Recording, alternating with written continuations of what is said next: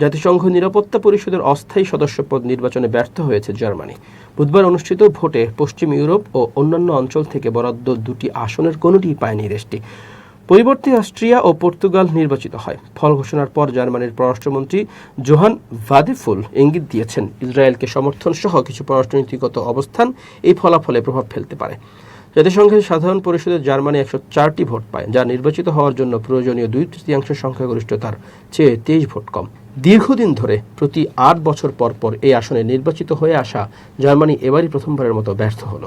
ভোটের পর জার্মানিতে রাজনৈতিক প্রতিক্রিয়া দ্রুত ছড়িয়ে পড়ে।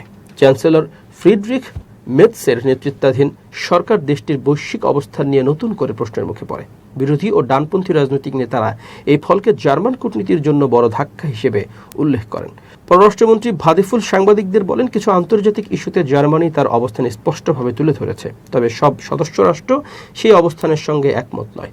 তিনি আরও ইঙ্গিত করেন, ইউক্রেনের প্রতি সমর্থন এবং মধ্যপ্রাচ্য নীতিতে ইসরায়েলের পাশে থাকার অবস্থান কিছু ভোটার দেশের মধ্যে বিরূপ প্রতিক্রিয়া তৈরি করতে পারে। বিশ্লেষকদের একাংশ অবশ্য মনে করেন, ইউক্রেন ইস্যুর চেয়ে গাজা যুদ্ধ ও ইসরায়েলকে জার্মানির দৃঢ় সমর্থনই এই ফলাফলে বেশি প্রভাব ফেলেছে। তাদের মতে আন্তর্জাতিক অঙ্গনে জার্মানির সাম্প্রতিক অবস্থান নিয়ে সমালোচনা বাড়ছিল। জাতিসংঘের বিভিন্ন প্রস্তাবে জার্মানির ভোট দানে বিরত থাকা ও পরবর্তীতে কিছু ক্ষেত্রে ইসরায়েলের পক্ষে অবস্থান নেওয়া নিয়েও দীর্ঘদিন ধরে বিতর্ক চলছে। বিশেষ করে গাজায় চলমান যুদ্ধকে ঘিরে জার্মানির নীতি মানবাধিকার সংগঠনগুলোর সমালোচনার মুখে পড়েছে। ইসরায়েল ফিলিস্তিন ইস্যুতে জার্মানির ঐতিহাসিক দায়বদ্ধতা এবং নাৎসি যুগের অতীত ভূমিকা দেশটির পররাষ্ট্রনীতিতে দীর্ঘদিন ধরেই প্রভাব ফেলছে। তবে সাম্প্রতিক সময়ে সেই অবস্থান আন্তর্জাতিক পরিমণ্ডলে আরও তীব্র বিতর্ক তৈরি করেছে বলে বিশ্লেষকরা মনে করছেন। কিছু পর্যবেক্ষকের মতে ইউক্রেন যুদ্ধে জার্মানির অবস্থান এই ভোটে বড় কোনো ভূমিকা রাখেনি, বরং মধ্যপ্রাচ্য নীতির কারণে তৈরি হওয়া বিরোধী বেশি প্রভাব ফেলেছে। জাতিসংঘের মানবাধিকার বিষয়ক সাবেক কর্মকর্তা ক্রেইগ মোখাইবার বলেন, ফিলিস্তিন ইস্যুতে জার্মানির অবস্থান আন্তর্জাতিক পর্যায়ে প্রতিক্রিয়া সৃষ্টি করেছে, যা এই ভোটে প্রতিফলিত হয়েছে।